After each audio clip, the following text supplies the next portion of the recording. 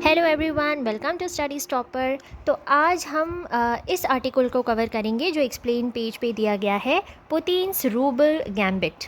ठीक है, देखिए हुआ क्या है कि पुतिन ने ये ऑर्डर दिया है कि जो भी गैस के इंपोर्टर्स हैं उनको अब यूरो और डॉलर के बजाय किस में पेमेंट्स करनी है, रूबल्स में। ठीक है, उसी में सारी जो ट्रांजैक्शंस है वो करनी है। अब इसका क्या असर पड़ेगा रशिया पे और वेस्ट पे, इंडिया में इसका क्या असर पड़ेगा और चाइना किस तरीके से इस खेल में जीत सकता है। चलिए फिर आगे जानकारी लेते हैं।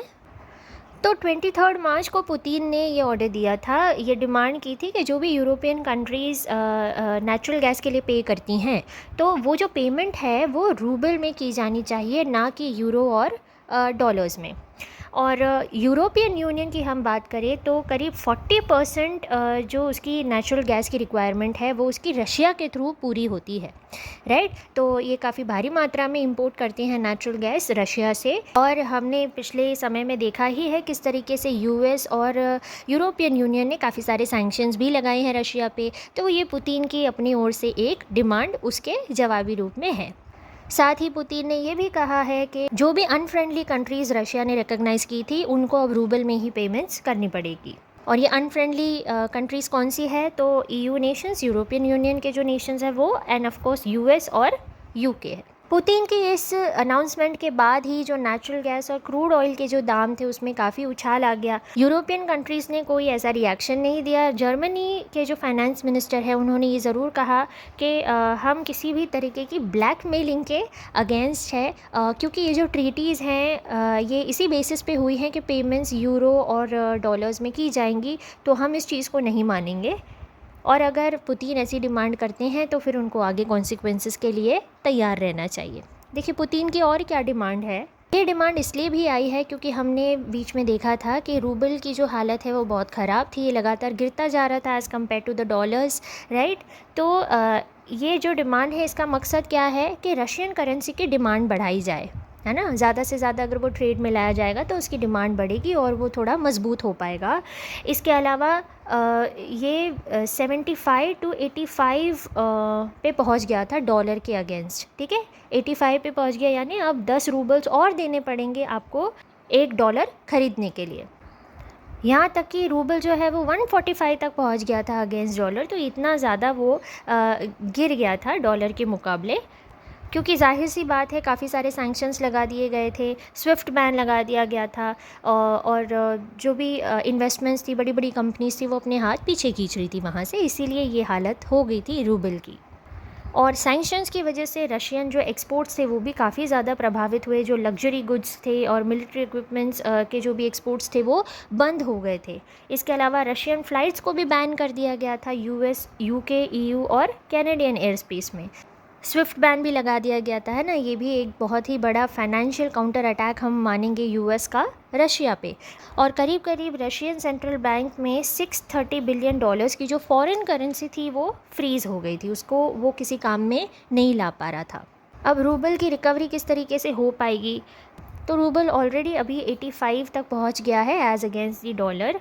और ये इसलिए हुआ क्योंकि ईयू जो है वो अपनी डिपेंडेंस जो है एनर्जी इंपोर्ट्स की वो कम नहीं कर पाया है रशिया से, ठीक है। उसको अभी भी रशिया की ज़रूरत पड़ती है और ये एकदम से नहीं हो पाएगा, है ना। उसको धीरे धीरे ऑल्टरनेटिव्स देखने पड़ेंगे, तो ग्रेजुअली वो अपनी डिपेंडेंस शायद रशिया से कम कर दे। और रशिया ने अपनी कंपनीज़ को पहले ही ये कह दिया था कि वो जो भी पेमेंट्स हैं वो डॉलर्स और यूरोज़ में ले लें, ताकि उसका जो 80% है उसको रूबल में फिर कन्वर्ट कर दिया जाए। तो उसमें क्या था, कंपनीज़ के ऊपर ये डिपेंड कर रहा था वो किस तरीके से उसको स्वैप करती हैं या नहीं करती हैं। अब क्या है, अब जो भार है वो इम्पोर्टर्स पे आ गया है, क्योंकि जो लोग इंपोर्ट कर रहे हैं अब उनको रूबल में ही पेमेंट करनी पड़ेगी।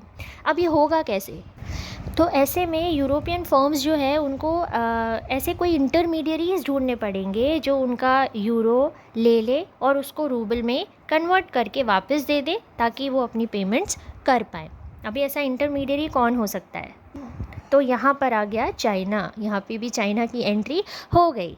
चाइना का युआन जो है वो इसमें काम आ सकता है, जैसे डॉलर्स और यूरोस को पहले युआन में एक्सचेंज किया जाए और फिर चाइना उसको इसके बदले में क्या देगा, रूबल्स दे देगा। अब इसके क्या रैमिफिकेशंस हो सकते हैं, यानी किस तरीके से असर पड़ सकता है। तो इमीडिएट इम्पैक्ट देखें तो शायद ये मास्टर स्ट्रोक साबित हो जाए, लेकिन लॉन्ग टर्म में ये रशिया के लिए थोड़ी प्रॉब्लमेटिक चीज़ बन सकती है।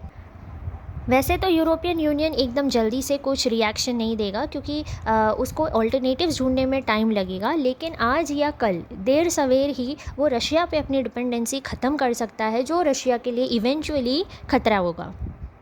और यूरोपियन यूनियन के लिए दूसरे ऑल्टरनेटिव्स क्या हो सकते हैं, तो सऊदी अरेबिया उनके लिए एक ऑल्टरनेटिव बन सकता है।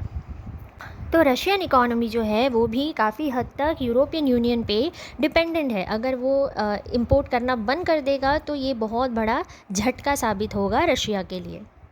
लॉन्ग टर्म में दूसरी बड़ी चीज़ कैसे इम्पैक्ट करेगी, तो अगर डॉलर को युआन रिप्लेस कर लेता है रशिया के साथ ट्रेड में, तो इसका मतलब क्या होगा, जो डेली ट्रेड्स हैं वो डॉलर्स की वो बिलियंस तक पहुंच जाएगी, और धीरे धीरे फिर क्या होगा, डी डॉलराइजेशन हो जाएगा, है ना। आज के समय में जैसे डॉलर एक गो टू करेंसी है, तो युआन अगर इसको रिप्लेस कर देती है तो फिर डॉलर का डी डॉलराइजेशन हो जाएगा, यानी उस पर डिपेंडेंसी पूरी दुनिया की कम होने लगेगी।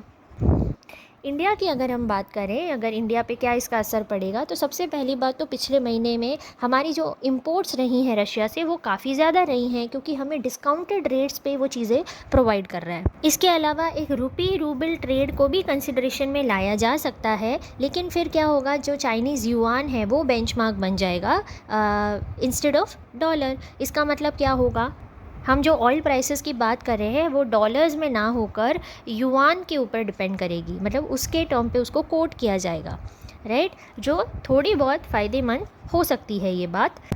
लेकिन यहाँ तक पहुँचने में अभी काफ़ी समय है, क्या पता पहुँचे या ना भी पहुँचे, ऐसा सिनारियो बहुत कम चांसेस है कि बने। लेकिन अगर ऐसा कुछ होता भी है तो हम पहले से ही रशिया के साथ रूबल में ट्रेड कर चुके हैं पहले भी, तो हमारे लिए इसका ज़्यादा कोई गलत असर नहीं पड़ेगा। देखिए, रूपी रूबल की बात करें तो अर्ली 1950s में हम इस तरीके का ट्रेड करते थे, लेकिन उस समय पे क्या था, जो एक्सचेंज रेट था वो मार्केट डिटरमाइंड नहीं था, है ना, जैसे आज होता है वैसे उस समय पे नहीं था। इंडियन गवर्नमेंट जो है धीरे धीरे क्या करने लगी, एक्सपोर्टर्स को इंसेंटिव्स देने लगी, ताकि जो ट्रेड है वो सो कॉल्ड फ्री करेंसीज में हो पाए, या जिनकी जो वैल्यू है वो फ्रीली मार्केट में डिटरमाइन होती हो। क्योंकि रूबल इस चीज़ का पार्ट नहीं है, ऐसी करेंसी में नहीं आता है, तो एक्सपोर्टर्स हमेशा इसको अवॉइड करते थे, ऐसी ट्रेड को अवॉइड करते थे। लेकिन इवेंचुअली फिर रूबल और रुपी का जो ट्रेड है वो 2005 में स्क्रैप कर दिया गया था। लेकिन अगर रूबल इस सिस्टम में वापस आ जाता है और हमारे लिए अगर ये ज़्यादा बेनिफिशियल होता है, तो आई डोंट थिंक कि इंडिया के लिए ये प्रॉब्लमेटिक होगा, हम इसको भी डील कर पाएंगे।